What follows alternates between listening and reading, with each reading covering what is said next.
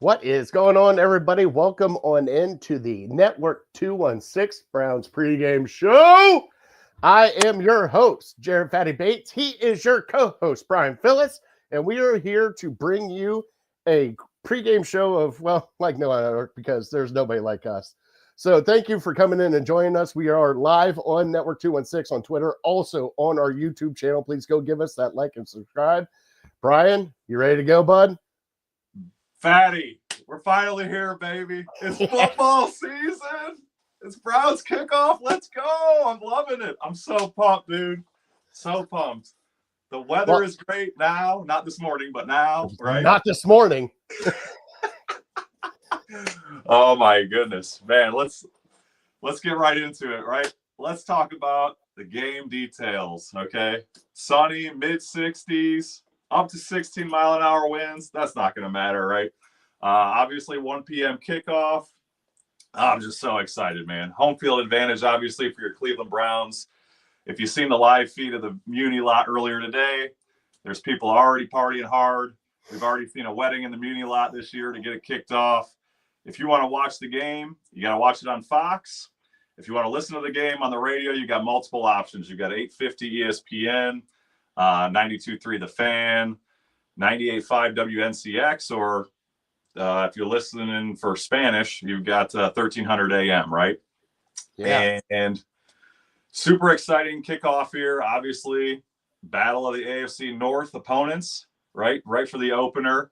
And you've got instant stakes, okay? You've got interstate rivalry, bragging rights are on the line. I mean, what more could you ask for a week one kickoff, right, Jared? So tell us a little bit about the narratives heading into today. Yeah, so far today, we're getting into Browns going in a different direction. Last year, we had Deshaun Watson. Now we got Joe Flacco coming in, along with backup Dylan Gabriel and, Shador third. We'll talk about that later on as we get on. Also, the Browns are kind of going in a different direction, too. They got a new defensive coordinator with Al Golden coming in. They drafted a new defensive front, Shamar Stewart. Also re-signed Trey Hendrickson and then signed in all the wide receivers that they had. So this is pretty much going to be a David versus Goliath, I think, matchup for us here coming on. But it's going to be Joe Burrow and the elite offense of the Cincinnati Bengals versus the Cleveland Browns and the stout defense of Jim Schwartz and Myles Garrett. So those are kind of your narratives for today. Yeah. What do you think about these narratives that are happening here, Brian? I mean, it seems like it's going to match up to be hopefully a good game today. I'm looking for a good matchup. I mean, I think it's going to be closer than a lot of people are predicting. I think, you mentioned David versus Goliath, but I don't think it's quite that bad. I think, I think we'll talk more in details, but I think in the trenches, the Browns maybe have a slight advantage, but, obviously offensive weapons we'll also get into, but it's going to be a fun matchup to start the week. And also, hey, everybody that's watching live now, come into the comments, chime in with us. We are a live show. We love having commentary coming in from everybody out there. Even if you want to call me fat, like, what's this guy talking about? It don't matter. Just come on in, join us. Everybody's experience. Everybody should be happy today. This is the one day that Browns fans should be happy because guess what? We haven't lost yet. That should be the bonus. That should be the goal today is the most happiest Browns fans ever. Heck yeah, baby. This is our time to shine, right? No stains on the resume. No, nothing. No red marks. No nothing. Right now we're good. People are somewhat healthy. That's a bonus. Just let's ride this one into the first week. Heck yeah. All right, let's get into the team identities here. So far, you have Joe Flacco. We'll start for us. Identity for the Cleveland Browns is pretty much running the ball. We got to run into the play action. We got to get good help up front with our offensive line and everything else. Also, for us, it's that defensive line. That defensive front should cause havoc today against Joe Burrow. And those are your team identities. We're going to run it down your throat, and we're going to stop you on defense. And I think that votes well for this team. What do you think, Brian? Yeah, no, I think that's what you're going to get a lot of, right? That's one of Joe Flacco's strengths, the play action game. Unfortunately, again, we'll dive into it a little deeper. There's no Quinshon Judkins, I don't think, for this game. He finally did sign yesterday, but I think you're going to get a heavy dose of Jerome Ford, which we've seen. He's got the home run ability, right? But you just haven't seen it enough to this point. So, unfortunately, obviously everybody does fantasy football drafts. You see, Jerome Ford's not getting drafted in the top 50, but what I'm excited to see is Dylan Sampson. Young kid, fifth round pick. So I'm excited to see what he's got, and I think he could really put up a big game. And then you've also got the Rocket, right? Raheem Sanders that they drafted. They got in free agency. They picked him up after the cuts. And I'm kind of excited. He's a bigger guy, right? He can really pound it in at the short yardage situations. So, and then on the other side of the ball, obviously we know about the Bengals, right? Everybody knows about the Bengals. It's a big narrative nationwide, right? They've kept their core. You've got Joe Burrow. Everybody knows Joe Burrow. Apparently, he's coming into the year healthy for the first time in a long time, right? I can't remember, probably maybe since his rookie year, that he either had an appendix or whatever he had going on, some kind of injury at least to start the year. We all know the Bengals records to start the year. I think under Zach Taylor, they're 1-11 in the first 2 games of the year. So curious to see how that plays out. Apparently they changed their whole preseason routine. Joe Burrow actually played in the preseason for the first time, I think, again in 5 years. So we'll see if that comes to fruition and helps him out. Obviously, you've got Ja'Marr Chase. I mean, if he's not wide receiver 1 in the NFL, what is he? What he next to Justin Jefferson? I wouldn't even put him there. I wouldn't either, but I mean, some people could probably make the argument for JJ, right? Maybe. I'm in a lot of fantasy football leagues. Didn't see JJ going over Ja'Marr Chase in any of them, but you never know. Also, I didn't see JJ going number 1 in a lot of them too. Yeah, that's fair. That's probably the only person with ADP 1. That's Ja'Marr Chase. And then opposite side of him, you've got T. Higgins, who, what is he, a top 30 at worst wide receiver in the NFL? So, again, just a tough wide receiver matchup there. A lot for the Browns defense to handle, especially with Emerson out for the year. Then you've got the tight ends, right? You've got Mike Gesicki, who was a pretty big staple in their offense last year, played pretty well. And they added Noah Fant. So I had high hopes for Noah Fant in Denver, and then he kind of got moved around a bit, but here he is. And I mean, honestly, one of the biggest things I'm curious about is the defense for the Bengals. A lot of question marks on the Bengals defense. The one staple that they have, right, the one name that everybody knows is Trey Hendrickson. Well, Trey Hendrickson didn't participate in most of the preseason, okay? He didn't have a contract. He didn't sign his new contract until August 25th, which was after the last preseason game. So he's had limited practice time. I think, probably about 2 weeks he's had with the team. And you just don't know what you got. You mentioned their first round draft pick, Stewart. He also held out for a little while. So what's the chemistry like there? What's the defensive line like? Aside from that, there's not really much to hang your hat on. And behind them, you've got some linebacker help, but the DBs and the safeties, a lot of unknowns, right? Anybody I'm missing, Jared? No, you're completely right. The only one that scares me is Trey Henderson. And I think that's one of the matchups we'll talk here a little bit later about, that, key matchups that we got to look forward to. But like you said, this Bengals team is always a slow start. And it truly is. And I think they really did this year go out this preseason and said, hey, we're not going to start slow. Because if you think about it, last year, this Cincinnati Bengals team went 0-3 to start out the season and then made a huge push at the end and almost made it into the playoffs. Yep. Now, if you take any of those and flip that around a little bit, they're a playoff team. Let's just be honest. The Cincinnati Bengals will always be on the cusp of the playoffs every time because they have Joe Burrow and their offense is elite. So they're wanting to come out. They're wanting to start hot. They're wanting to come into our house and start hot.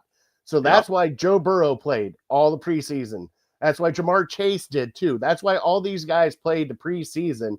So they did not come out with an 0-3 start. They're coming in here wanting to take a W from us, and we just got to stop them. And that's what their game plan is for today, is stopping Joe Burrow in this elite offense.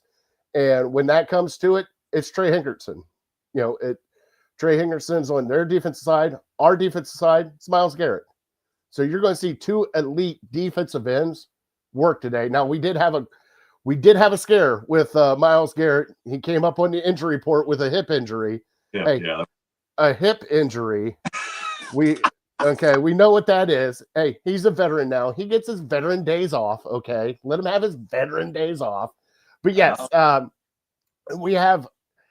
It's going to be, God, it's so fun. It's so fun talking football, especially when it's like this. It's going to be hopefully a good matchup today. Sun shining. It's not a crappy day in here in Cleveland. It's going to be fun, right? It's got to be fun. Well, not to bring the mood down too much, I did skip over one running back that is no longer with the team, and I don't want to cause too many tears for you, Fatty. But how you feel about Nick Chubb not being here, not in the mix?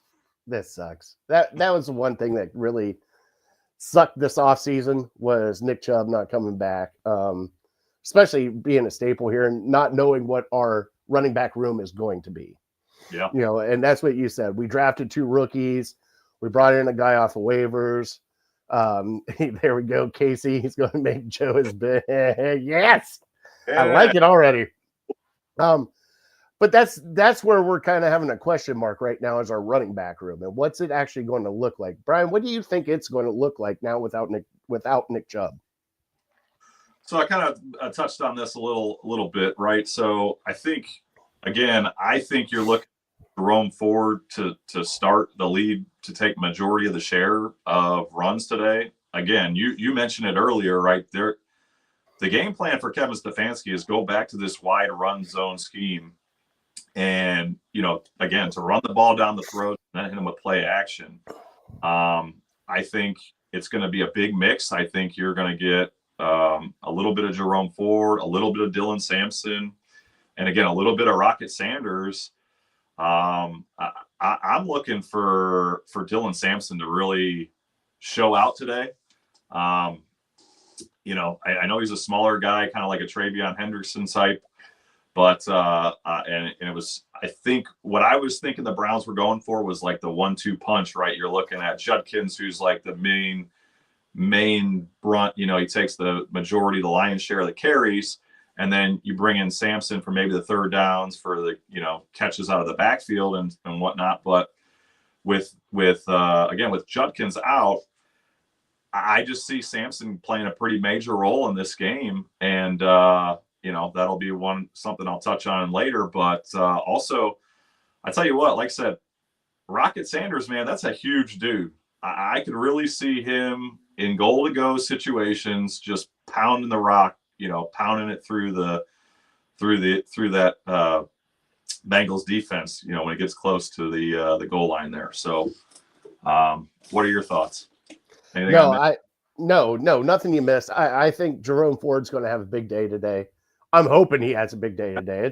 It's pretty much up to the offensive line, and that's where we really got to dive into next. I know I'm going off script. We're way off script now, but as you talk about this offensive line, this veteran-led offensive line with Bitonio, Conklin, Teller, you got Dwan Jones at left tackle. If this offensive line can do the zone blocking they need to do, Jerome Ford should have a huge day today. I am not scared of this Cincinnati Bengal defense at all. At all. They've shown in the preseason. They had backups to the backups to the backups rushing for 150 yards on them during the preseason. And it's just, they've never had a good enough defense, and they're wanting to win it in the shootout. Like, like you're watching Texas, Oklahoma going for 59-58. You know what I'm saying? Like they're wanting that kind of shootout. Yeah. Oh yeah. But this offensive line, even though they're veteran led, I'm terrified because they are also injury prone. And we have not had this group together for an entire season in a very long time. Yeah. Now, the staple, Bitonio, has been the staple. Same with Wyatt Teller, but Conklin has been injured a lot. Dwan Jones has been injured a lot. Postage is just coming back from an injury. Yeah. The other two have been nicked up. Bitonio and Teller have been nicked up. How much do you think this offensive line weighs today on this defensive line of the Cincinnati Bengals? So I think it's going to be a huge. I said that this is going to be a game that probably gets won in the trenches. I think, and when the Browns' offensive line is healthy, and obviously we're going into week 1, right? So it's great right now. I'm scared down the line, right? You had mentioned all the injury history. Fortunately for me, I've been following Dwan Jones pretty closely this offseason. I mean, he lost a ton of weight. Which was a big concern for his future injury history. And it sounds like everybody is relatively healthy right now. Joel Bitonio, obviously it's his last year, right? But I think it's going to be a major influence on this game. And again, with them all being healthy, I think they're going to be a tough out. I think you're going to, again, we go back to the wide zone run scheme, which is what Kevin Stefanski likes. It's what we ran prior to 2023 under Kevin Stefanski, prior to 2024 with Kevin Stefanski. And, that's what the strength is of this offensive line, right? All those guys are good at that particular run fit. So the other thing with Dwan Jones, I just remember him last year. I've got this vision. When I think of Dwan Jones, man, all I can see is him just bullying the hell out of TJ Watt last year. I mean, that's all I can think of. So if he can do that against TJ Watt and he can stay healthy, and again, think about this, right? This guy is going up against Myles Garrett in practice every single day. So, dude, you're going up against the best defensive lineman in the game right now. Like they always say, iron sharpens iron, right? That's the phrase that pays. I mean, I think this kid, if he can stay healthy, that's my only concern is if they can stay healthy. I can remember several openers where one of our linemen goes out. It's all about, keep them healthy and keep them together as a whole unit. And if that can happen, I think we're going to surprise a lot of people. But up against this defense of the Bengals and this defensive line, I'm just not very concerned. Again, Trey Hendrickson, we don't know what to expect from Stewart, and everything else is a question mark. So they're healthy too right now, but I just don't see them getting too much pressure. And with the run game, I think we're going to be good to go. What do you take of the matchup between Dwan Jones and Trey Hendrickson today? Because you ran something by me that you think Dwan Jones is just going to, just own him today. Yeah. Do you really believe that? I do. Again, if you look at the tape from last year, again, when Dwan Jones is healthy, now he was at right tackle going up against TJ Watt. So obviously it's a different position, which they've been preparing him for. I know a lot of people had concern about him. What was it? The second game of the preseason when most of the starters didn't play. A lot of people were concerned saying, oh, why is Dwan Jones out there, right? Why? Is he just not getting it in camp? And I don't think that was the case at all. I think that, he's just not played left tackle. So they wanted him to get as many reps as he could. And, fortunately we've got the great Joe Thomas in his ear. And like I said, I could be dead wrong, right? I will admit if I'm wrong, no problem there.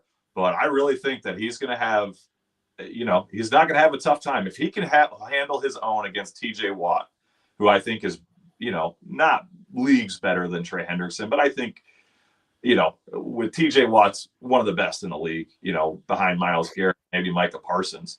But if he can hold his own against Hendrickson or TJ Watt, I think he can handle Hendrickson. And I don't even know how many double teams that Stefanski will throw out there. What are your thoughts? I don't think he will either. I mean, I love when they drafted Dawand Jones because there's one thing that you cannot teach, and that is size. And I mean, that guy is just huge.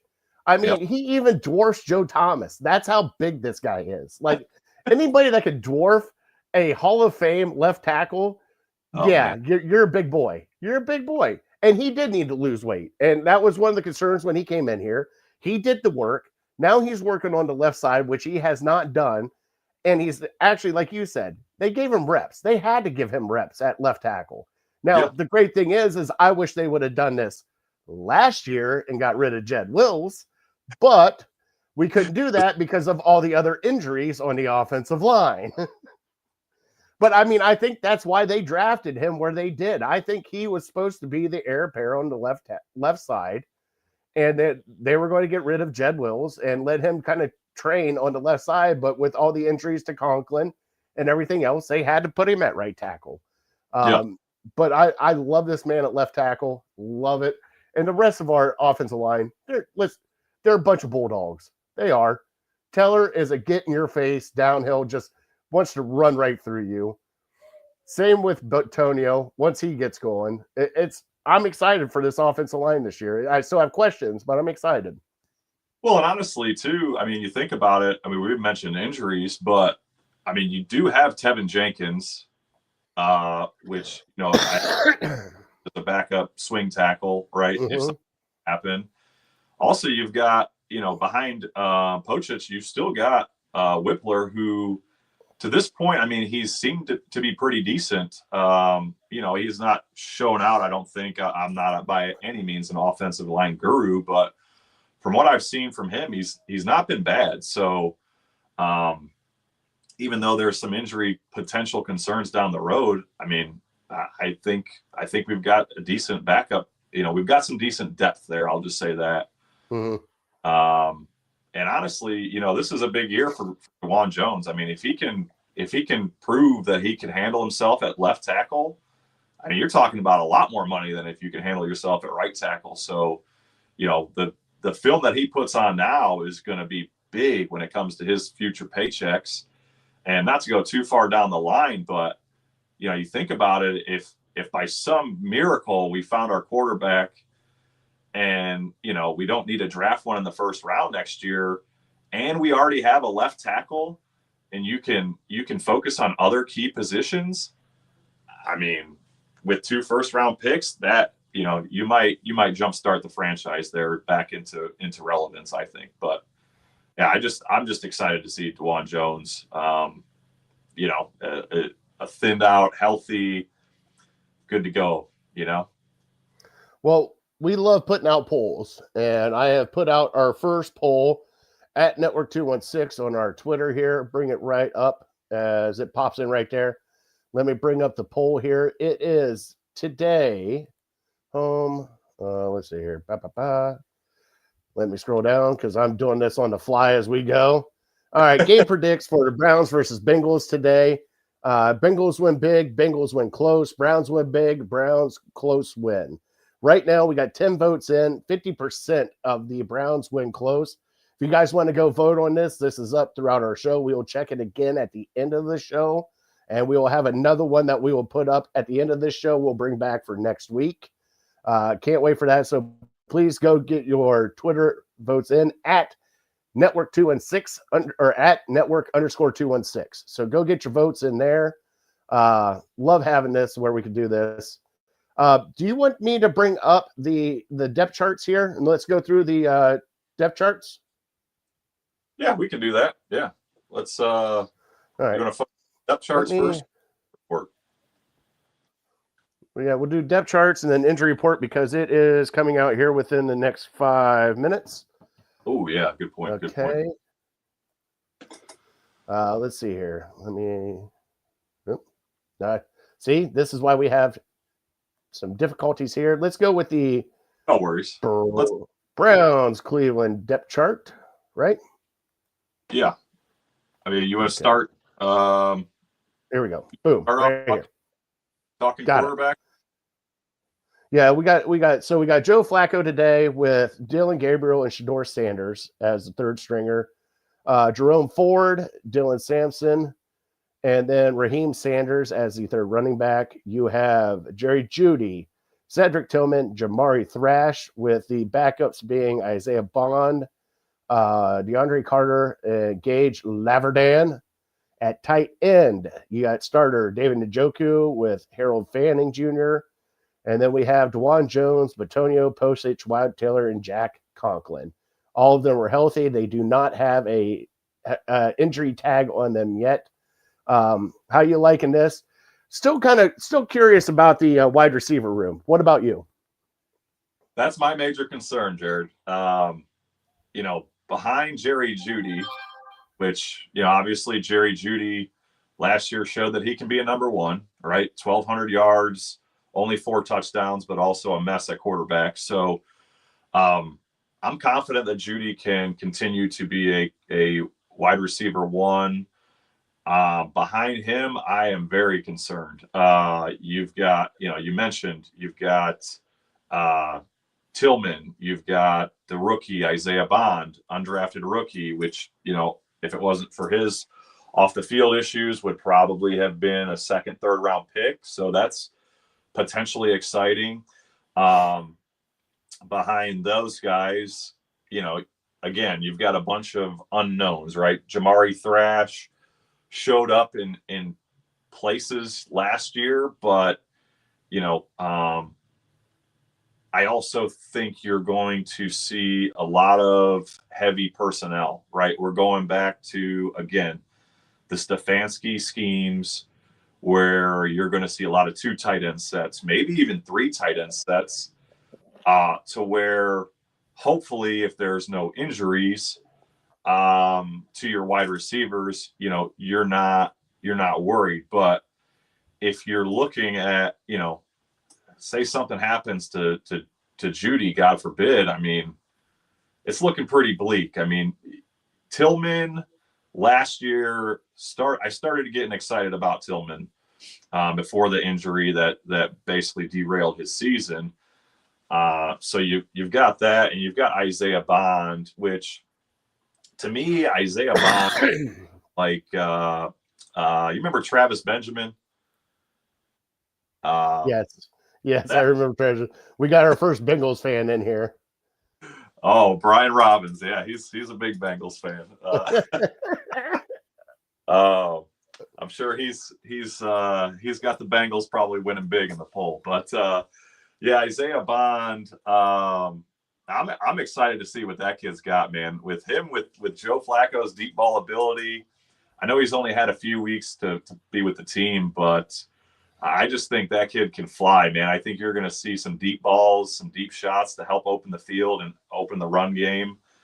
But like I said, other than that, I mean, everybody got excited about Laverdan in the preseason, but. Oh, I'm still excited because I got a hot take for you about him. All right. I got to see it in the regular season, too many times I've gotten excited in the preseason. See DTR, right? DTR shined in the last 2 preseasons, and we thought, man, he's got it. We don't even need Watson. Let's just put DTR out there. And then what happened when when the real bullets started flying? I don't even think he's on a roster anymore. So I don't let preseason fool me anymore. But I am also excited. Any other wide receivers on the Browns that excite you, Jared?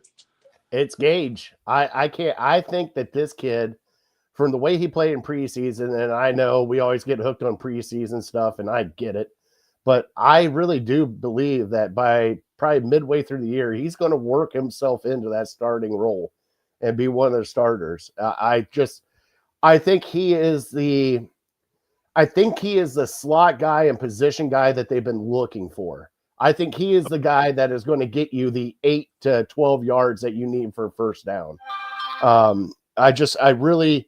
He just screams as that guy that just like the old school Brian Hartline, Cooper Kupp. He's going to do everything. And yeah, of course, yes, I'm naming white wide receivers. But, he's going to do those little things that you need to do to at least get the first down. And I think he's going to be perfect for this because if you cannot get Judy or Bond on that deep ball, you have him right there, right at the 10-yard line. Boom, pop it to him. So I think he's going to be huge for this team. Now, today, two people I think are going to be huge for this offense, David Njoku, Harold Fanning Jr. I think those two are going to be – I had somebody bring it up to me, and I had to scuff it off a little bit, but like Gronk and Hernandez. Somebody brought that up where you got Njoku, who is, let's just say, he's like Gronk. He can get loose, he can catch, and then you had Hernandez, who's just a different kind of athlete, just like Fanning Jr. is. So yeah, I think those are the two to watch for out of this offensive lineup today are those two key guys. So let me ask you this then. And again, this is a very minimal amount of data points we have to go off with Fannin, but I just remember the opening drive, or maybe it was the second drive of the Rams preseason game. He had a complete whiff on an assignment for blocking, which ended up in Flacco, I think, getting sacked. And then a couple plays later, he's sprinting down the field for a 25-yard touchdown. Do you have any concerns about his play time I know he's listed second on the depth chart for tight ends. And again, I think they're going to be playing a lot of 2 tight end sets. Do you have any concerns with his blocking abilities? The thing is, tight ends is kind of different because, he needs to block, but I think what they're wanting to use him for is not as a blocker. Okay. They're wanting to use him as that, how you always have the motion tight end that comes over and gets on the edge and does like the quick out. Sure. I think they're going to use him for that, or use him like they use Kelsey and move him out to the slot, do a little slot out, keep Njoku in there because Njoku has worked on his blocking, has become a complete tight end, and then just go from there. I think when passing downs, I think you're going to see both of them, but I think you might see him more as a wide receiver role than a tight end role in some of those. Yeah, that's fair. All right. What about the running backfield? You have any excitement there? I really do. I think Jerome Ford's going to have a day. I really do. I think he's going to. I don't think he'll get 100 yards. I think he'll get about 75 to 80. But they need to rush because I have a stat I'll bring up here later. They need to rush the ball to win at any point in time. You got to establish a run game whatsoever. And for some odd reason, we haven't done that, since Nick Chubb's been hurt. You need to go out and at least get, I'm saying at least 150 yards rushing today as a team. And I don't care how you do it. I don't care if it's wide receivers, anything else. Here we go. Harold Fannin, ATD today. You think Fannin puts up a TD, Jared? I didn't. So Kale did. Yeah, I don't think he's crazy. I think think he's crazy either. Very good possibility. I don't know what the odds are on FanDuel or Bet365, but I don't think that's crazy. What do you think about the running back room? You agree with me on that? I agree with you. You have to get the run game going. Again, that's it. If we don't, I'll tell you what, I am terrified of watching the Texans playoff game again with Joe Flacco. You can't have Joe Flacco out there throwing 40, 45 attempts, right? You just can't have that. So if it's not a controlled game with the run, as you alluded to, that terrifies me. That's scares me into thinking that might be a blowout for the Bengals if that's the way the game goes. You know what I mean? I understand. Let's look at go ahead. Speaking of quarterbacks, I mean, you want to touch on the court. You want to dive in a little deeper on the quarterbacks. Maybe talk a little bit about Joe Flacco, a little bit about Burrow. I think with Joe Flacco, today's game and the way it's set up for him, he can't make mistakes. Yeah. You cannot turn the ball over. And that's what he's been known to do sometimes. But if we keep the turnover limits down, I think that this will, if he does not turn the ball over, I think the Browns do win today. The other thing is, what can you say about Joe Burrow?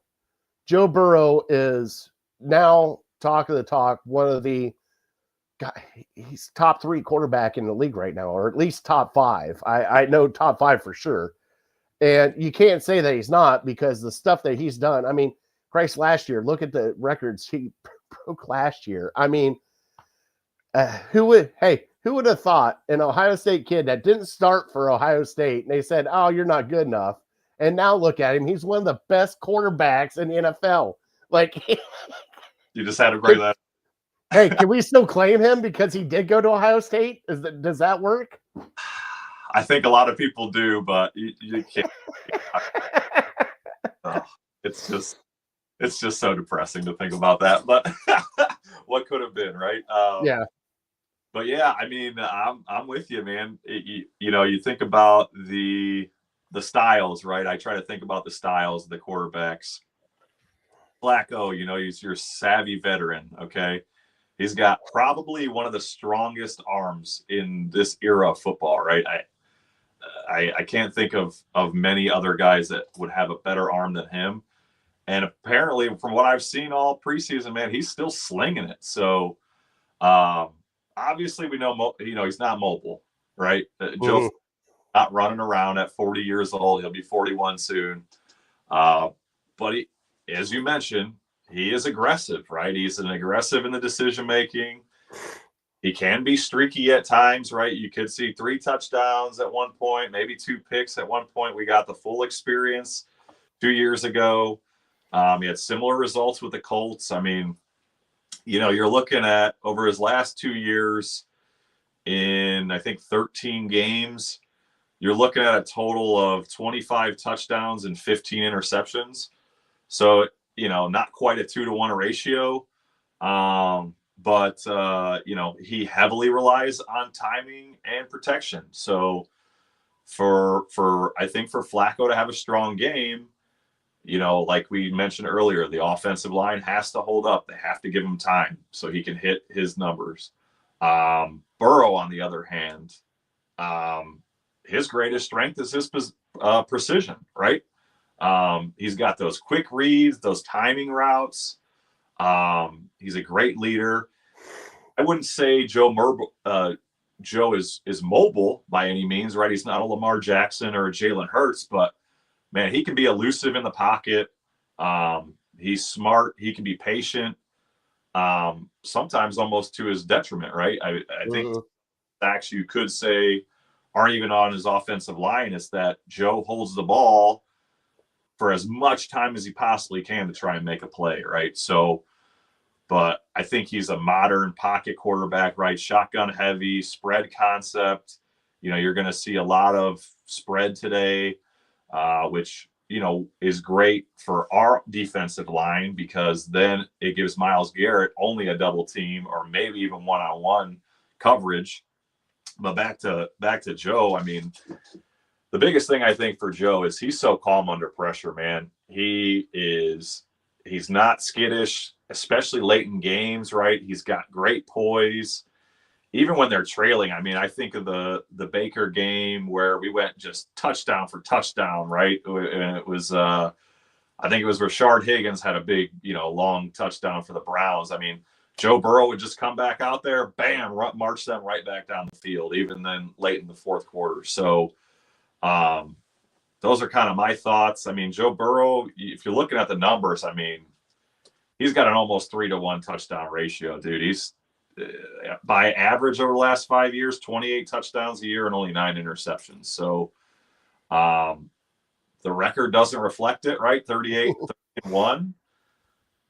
Again, we've talked about it. It's their defense. And they haven't really done a whole lot on the defensive side. So Um, any chance you think we'll see either Dylan Gabriel or Shador Sanders? Any packages for those guys?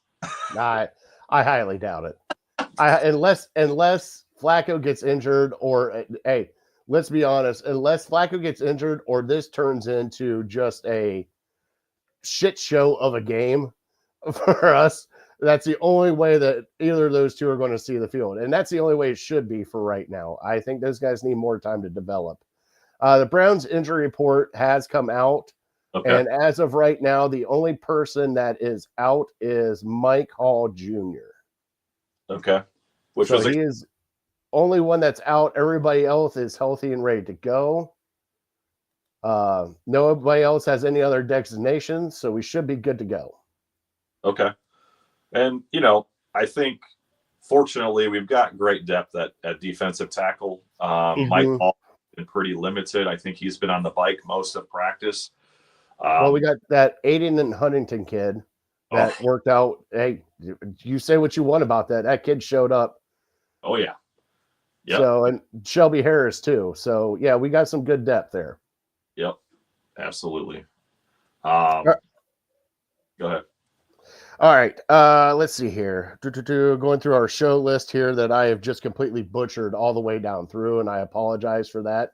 I think all we got left before we dive into maybe X factors and key matchups. The only thing we haven't really discussed much is the other side of the trenches, right? The Browns defensive line versus the Bengals offensive line.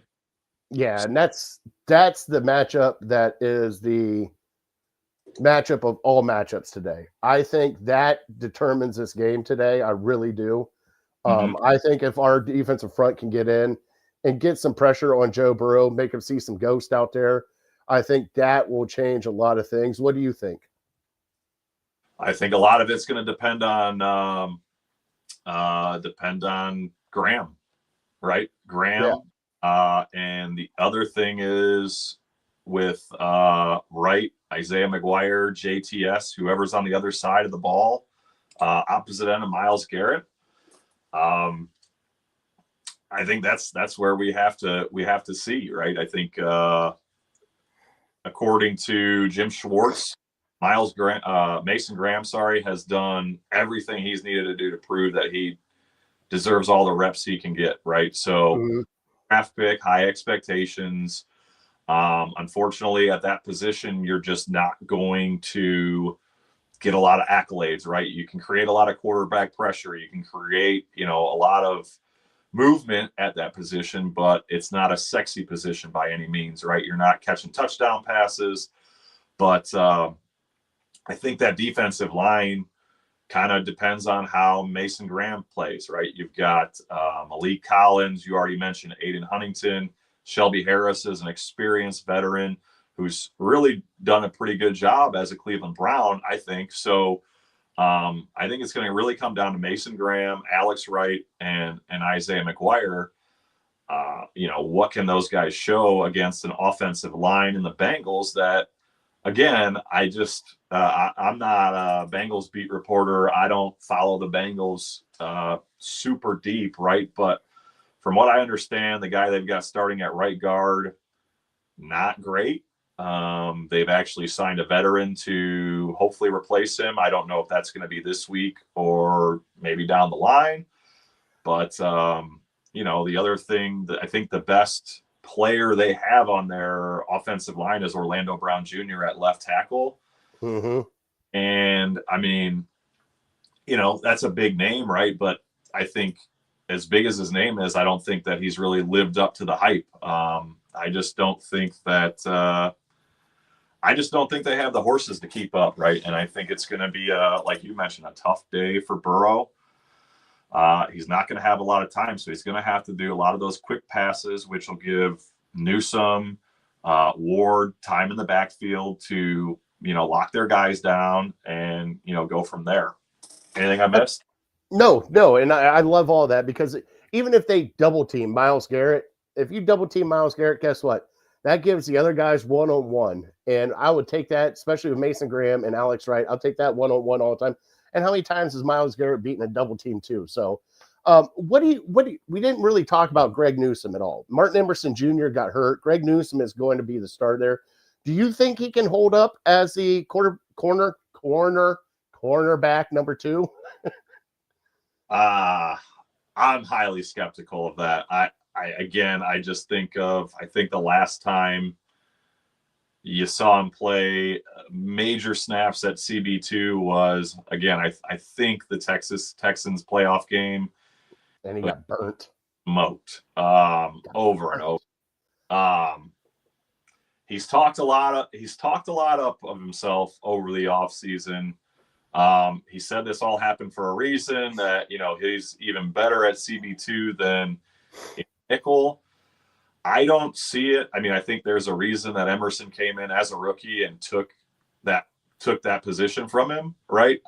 So it scares me. I don't have a lot of faith. I hope I'm wrong, but I would be lying to you if I told you I was confident in his abilities. The other thing that scares the hell out of me, Denzel Ward is bound to miss 3 games. He misses 3 to 4 games every year, right? Yeah. So, and he's got, his working on what? If he gets one more, he's on his 9th or 10th concussion. That's just documented.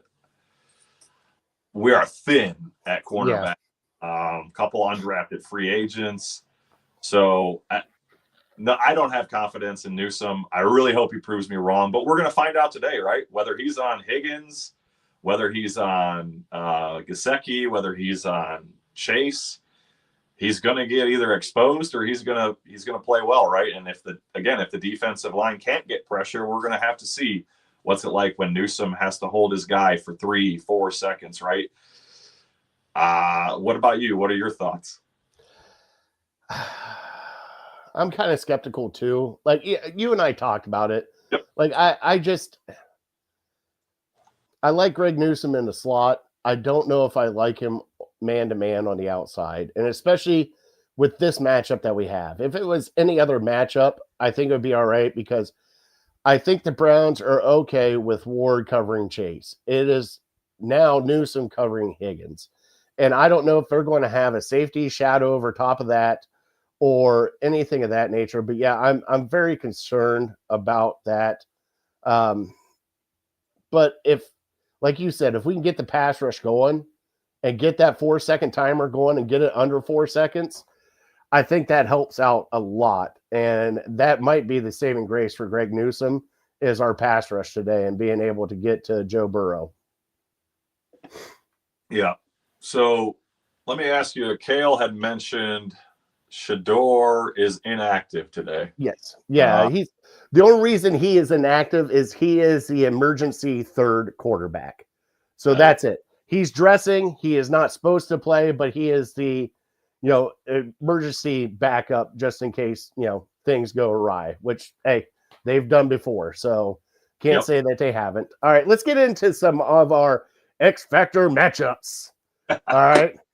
You ready for this? You go first. Give me some of your X Factors today. Hell yeah, I'm ready. So here is my, let's just call it a hidden impact player, I think, for today and for the Browns moving forward. If any of you watched my TikTok videos, when they drafted this guy this offseason, I about had a fit, right? Carson Schlesinger, who Joe Thomas couldn't even pronounce his name when he announced the pick. I still can't. I was like, who is this dude? Like, what a waste. I'm like, here we go again. Just nothing but concern from me.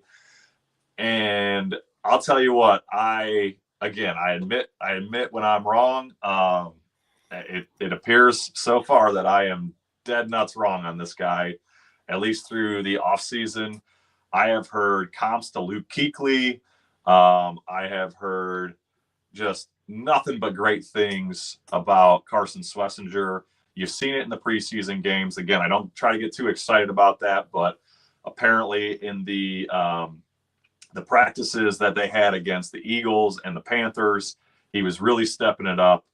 And, I think that he is the key to the Browns defense this year. Okay. We had a huge hole to fill with JOK going out. And, you know, that was just a brutal injury.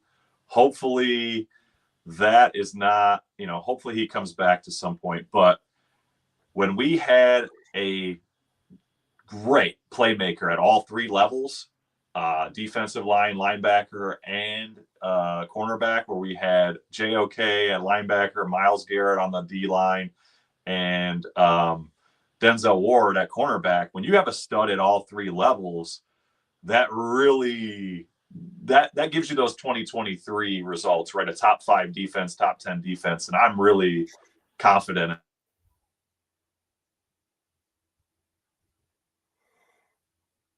Oh no, we lost him. There he is. He's back. Oh, what the sorry, heck the pharmacy happened? is trying to call me. Now we're turned around here. What's going on here? You don't need your prescriptions today. It's Sunday. Yeah, no, I got my prescriptions, baby. The only prescription you need is a Browns win.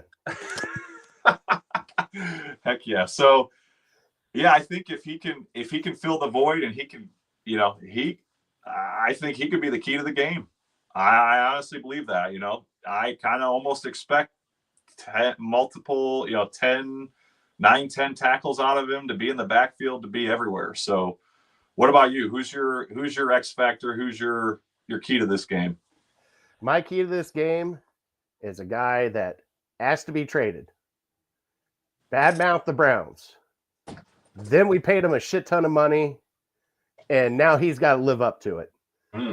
Myles Garrett has got to be the impact X factor player of the game today, and he has to be. We paid you all that money. You didn't want to be here. Hey, I don't want to be here anymore. We're not a contender. Magically, $40 million a year ends up in your pocket. You're like, oh, I'll come back and play for you guys. It's okay. Hold on, let me get my money phone. Oh, yeah, you need me to come back? Okay, I'll come back and play. I need him to at least disrupt everything. I'm hoping for at least 2 sacks today out of Myles Garrett, possibly 3. But I think that defensive line, I think that is your true X factor today. If they can cause havoc, I think that is the way to beat Joe Burrow and the Cincinnati Bengals. Heck yeah. And, you know, you look at Myles Garrett over the years, he always starts hot, baby. He always starts hot. Unfortunately, he cools off every year, but he's good to go in September and October, baby. So I wouldn't count out having 3 sacks from that man. All right, let's get into the last matchups that we've had with the Bengals. We've lost the last 2. Last year we lost the last 2. But historically, the past, since the Kevin Stefanski regime, we've been good with them. Yep. I'm not concerned about that, but this is the one stat I am concerned by, because I told you I had a stat for you. Last year, Brian, we scored over 20 points 3 times. The Browns? The Browns. Yeah. Yeah. 3 times. That's a ugh, right? That's pretty sad. Okay, now here's another sad one. Out of all the 17 games that we had, we only had 5 games over 300 total yards. Ooh. This offense has to do something to help out this defense. Yep. Like, I'm looking this. See here, 297. So we had, let's see here, Bengals, we had 336. Against the Ravens, we had 401. Against the Saints, we had 443. Against the Broncos, we had 552. And then against the Steelers, we had 300. That's total yards. That's not passing yards. That's total yards for the game. And a couple of those games, our rushing yards, we got 1, 2, 3, 4, 5, 6, 7 games, just barely over 100 yards rushing. That's not good. Our offense has got to do much better. Yes, 100% with you. So you had mentioned the last few matchups, so you're not concerned. I mean, I was looking at the numbers, and in Kevin Stefanski's history with the Browns, he won the first 5 of the 6 matchups against the Bengals, I believe. Now, obviously, we've lost the last 3 in a row you just mentioned. Mhm.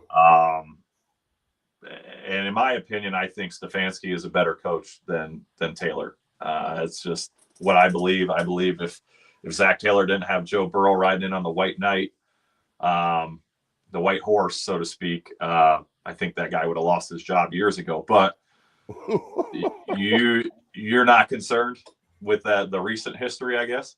No, I'm not concerned with the recent history because if you look at the recent history, though, there were close games. It's not like we got blown out by Cincinnati. We're in all those games. I think it's just the coin flip of the timing of when it happened. Because the second, Bengals game that we played, we were pretty much out of everything. We were on our fourth quarterback. We were on, it was just, we've had a couple years that were just kind of a shit show. And when we were good is when we did beat Cincinnati and we beat them at their best. And I think we could do it again. I'm not concerned about this. Like the other ones, like Baltimore and Pittsburgh, those are different concern level than Cincinnati is because we've been proven we can beat Cincinnati.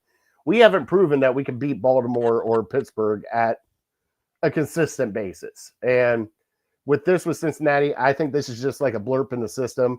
Even if we split with them this year, I wouldn't be too upset by that. Yeah, that's fair. You want some highs and lows, some memorable showdowns? Hell yeah, let's do it. Let's do it. Some of them might make you cry. Oh God, don't do that to me. Well, so in recent years, your Bengals Browns matchups. Here's some of the things that caught my eye right over the last few years. Obviously, you had the Watson Achilles injury. Wow, that was a blessing. I was gonna say a lot of people probably wouldn't cry too much about that. I mean, they booed him off the field. That was a blessing. Yeah. In that same game, to kick off the game, if you remember, Charlie Jones had a 100-yard kickoff return for touchdown to start that game. Not great. And we still have the same special teams coordinator. Let's see here. Obviously, you just mentioned it, the sweep from the Bengals the last year. And the 2023 opener, the Browns blew them out 24-3. You obviously, who can forget Ja'Marr Chase last year? And again, you already mentioned it, the meaningless game, but he won the Triple Crown. He broke his own record. And let's swing it back to the positive side. One of my favorite memories from this recent rivalry matchup, November 2021. Do you remember the first points that got scored in that game? November 2021. Was that a Nick Chubb touchdown? It was not. Oh. It was Bengals had the ball on the goal line. It was 3rd and goal. Joe Burrow throws a pick six to Denzel Ward. Denzel Ward, who returns it for 100 yards. I watched the replay a couple times this weekend, hyped up for this game. He put Joe Burrow on skates. That boy was, oh! I mean, he broke his ankles on the return. It was just lovely. So those are the big ones that I remember. And then the Browns went on to win 41-16. So those are the big ones. And speaking of history, you ready for a trivia question? Let's do it. All right. So the original question I found would have been way too complicated for I think anybody to answer. So I helped you out here. I gave you a lifeline. So we got some options for you. So last year, this is a trivia question about the Cincinnati Bengals. So people in the chat, feel free to chime in, help out Fatty if you can. In 2024, the Cincinnati Bengals were part of a historic game. It was the first game since 1940 that had no punts and no turnovers. So I'm going to give you 4 options here. Does anybody remember who the opponent was in that game? Was it the Chiefs? Was it the Ravens? Was it the Commanders? Or was it the Dallas Cowboys? we'll give you some time to think here, Fatty. I'll do my little like on TikTok, a little dance. Woo! Give you some time to think on it. If I recall right, I think it was. I want to say that one. I think it was the Commanders. You're right. Because I was a toss up between the Commanders and the Ravens, because I know they had a game with the Ravens that was kind of like that. Yeah. I tried to not put any easy ones in there, but yeah, no. Running bald man got it. You got it. That worked out well. Yeah, it was Monday night game, September 23rd. So I figure a lot of people had, high chance that people had watched that. That was Jaden Daniels versus Joe Burrow. So pretty cool there. All right, we ready for predicts and closing this thing out? Sure am. All right. You want to start with your hot take? All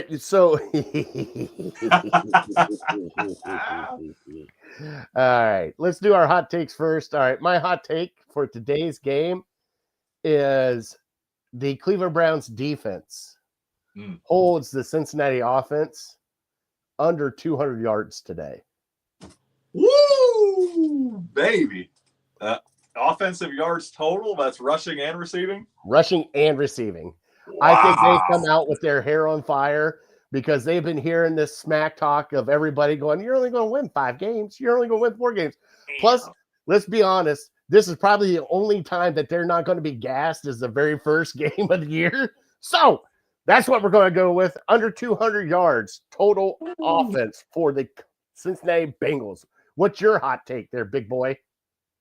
All right. So it may not be that hot, and it's not going to be as hot as that one. I should let you go last on that. Holy cow! So I thought this through. I think today I mentioned Dylan Sampson earlier. Mm-hmm. I think he's going to get a lot of the carries with Quinshon Judkins not playing.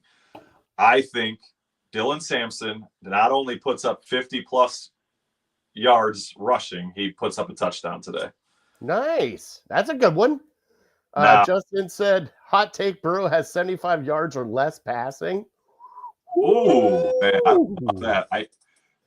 So Joe Burrow's average is like 289 yards per game, just so we're all clear. So even 75 yards, that would be insane.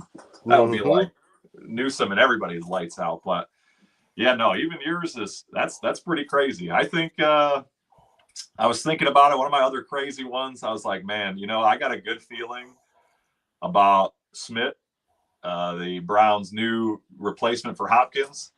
I got another hot take. I don't think he misses a kick today. I think he goes 100% on field goals and extra points, even on the lake, baby. He better. He freaking better. He freaking better. If not, bring somebody else in. Hey, he's been watching those flags. The Phil Dawson flag out there, and just watch the flags. They'll tell you where to kick it.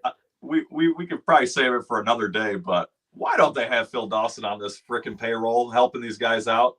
I don't know. He's the best kicker that Cleveland's ever had, and actually could kick good in Cleveland because everything is crazy down there on the lake. Nobody wants to believe it, but man, that wind swirls like crazy.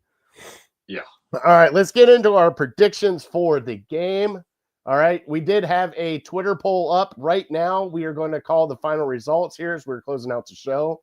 Yeah. At 61.1%, the Browns win close, and the next one behind it is Bengals win big. Ooh. So that's where we're going to get.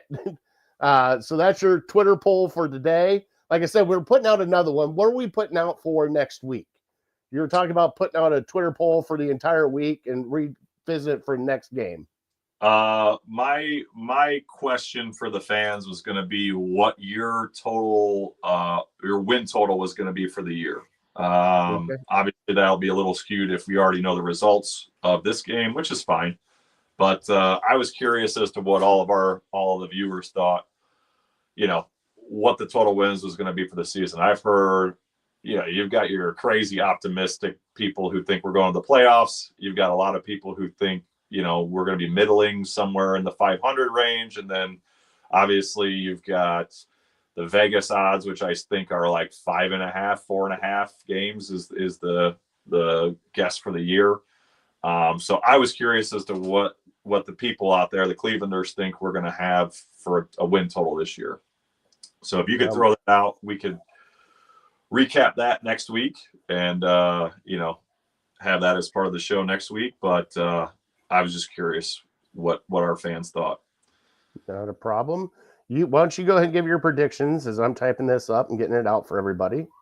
So my prediction, much like a lot of our votes in the poll, I think the Browns win a close game. Again, you think about Zach Taylor's record, you think about Kevin Stefanski's record against the Bengals, aside from last year, which I'm not even really counting. The Bengals have made this their Super Bowl, right? This game one, because, they want to try so hard. I don't think it works. I think, all I ever hear, again, I'm not a former D1 athlete or anything like that. All I've ever heard is most coaches say the game is won in the trenches. And I think that on the defensive line and the offensive line, we win both battles. I think Mason Graham, Isaiah McGuire shows up to help Myles Garrett, and he doesn't get double, triple teamed the whole game. I ultimately think the score is going to be 24, Browns 24, Bengals 20. The big difference is going to be the Browns force the Bengals to settle for 2 field goals rather than touchdowns. Obviously, that means that the Browns get 1 extra touchdown, which, gives them the advantage. I don't think the advantage for them with wide receivers outweighs the advantage that the Browns have in the trenches. And at least for 1 week, I think we're talking hope being restored in Cleveland, and we're excited about the future. What are your thoughts? Like it. No, that's a great score. I'm kind of leaning your way. I do have the poll up. What's your win total for the Browns this season? 0-5, 6-11, 12-17. Love it. And that will get us a kind of meat section. Does that sound good? Yeah, love it. So that's going to be open all week, or just for the next one? All week. So all week until next show. You guys have your time to get in on our Network 216 Twitter poll at Network_216.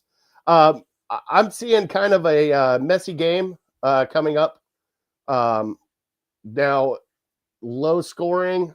I'm not 100% sure about that. But I got to be positive today because it is the home opener and season opener for your Cleveland Browns. So I'm going to go Cleveland Browns 28 and the Cincinnati Bengals 24 in a close win. I think they're going to pull this one out. Justin said 30-24. Yeah, Casey, I love you. We ain't scared of no cats here. I love it. Yeah, go back to the Doggy Bones came in with 8-9 wins. I like that. Poll for next week is a hot dog, a taco. We will talk about that another time. Different show, Justin. That's a different show, but we'll still talk about it. Don't think too hard while you're typing. I can almost see the smoke. Thanks, Justin. I can feel the smoke, by the way. So go to our Twitter, YouTube, subscribe to everything. Brian, first show's in the books. First preseason show's in the books. How do you feel, bud? Feel good? I'm just so excited, baby. I'm just so happy to have football back. This is like Christmas for the Browns fans. I mean, a lot of people say our draft is our Super Bowl. There's just you've always got so much optimism heading into the season. I absolutely love it, man. I thought today I was like almost kind of sad I couldn't be down there. I would just love to hear it's third down for like the 5 millionth time. I hope everybody has a blast out of the game. Be loud. I'm just so excited, man. So excited. Or the running joke of it's third down and Joe Burrow passes for 15 yards and a first down. Don't bring that up. Don't bring that up. Boy is right. I pass. Hey, Catch us next week. Next preseason game, 11:30. You got me. You got Brian here at Network 216. Go give us that like, subscribe on everything else. And guess what? Go Browns. Go get that W. Everybody enjoy the game. See you guys next week. Here we go, Brownies. Here we go. Let's go, baby.